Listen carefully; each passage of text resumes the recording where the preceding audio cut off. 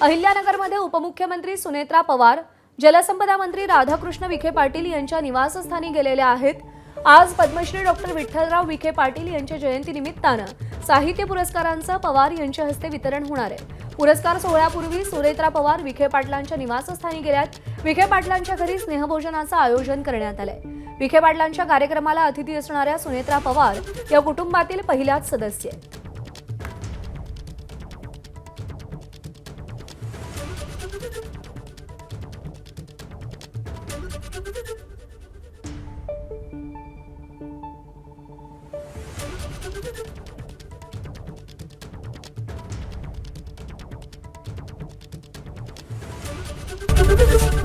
ABP माझा, उघडा डोळे बघा नीट।